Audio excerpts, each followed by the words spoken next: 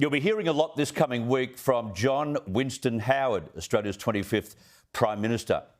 The 83-year-old has written a third book, A Sense of Balance, which he began writing during the COVID lockdowns of 2020 and 2021.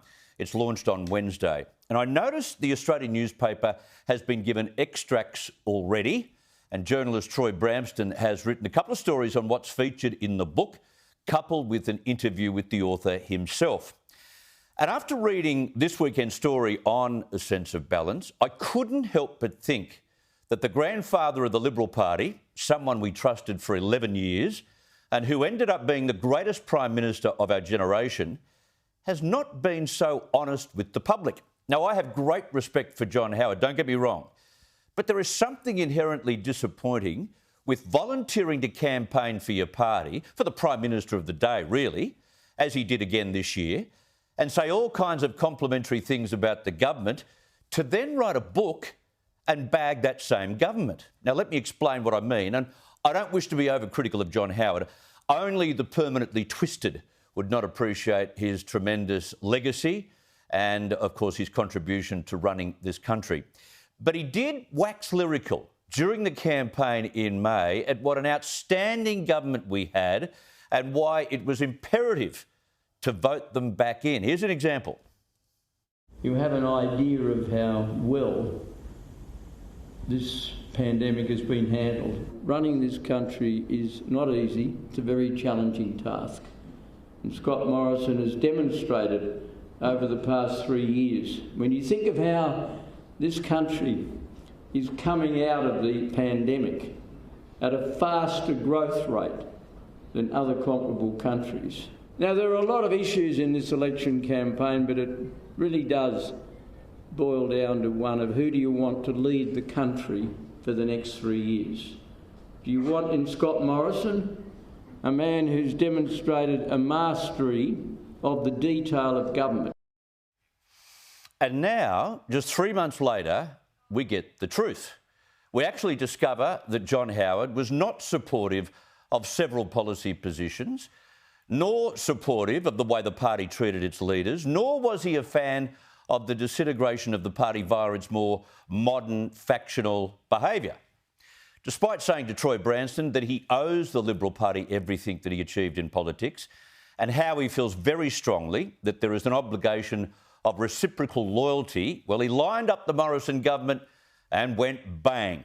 He argues that Morrison's political management was often defective.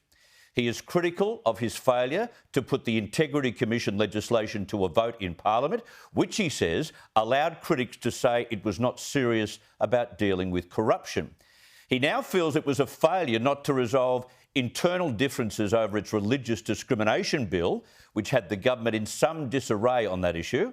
He labels Scott Morrison's attack on Australia Post CEO Christine Holgate as egregious because she had not done anything wrong. It had the appearance, he says, of the Prime Minister using his office to bully Holgate into resigning her position. And he maintains that Morrison mishandled some other issues, specifically involving women as well. And he was very blunt about the party's growing moderate factions, saying factionalism has poisoned the Liberal Party's body politic. Only the party's diehards would disagree with those assessments. To me, most of his criticism is, as usual, spot on the money. He's always been a wise political operator and someone never afraid to tell the truth.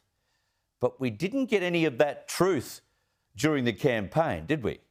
Howard didn't need to make his feelings public during that campaign period. I am not suggesting that for 1 second. That would be an act of gross disloyalty and something that would have reduced support for the Liberal Party even further at the ballot box. But he could have refused to campaign if he felt that way about that much.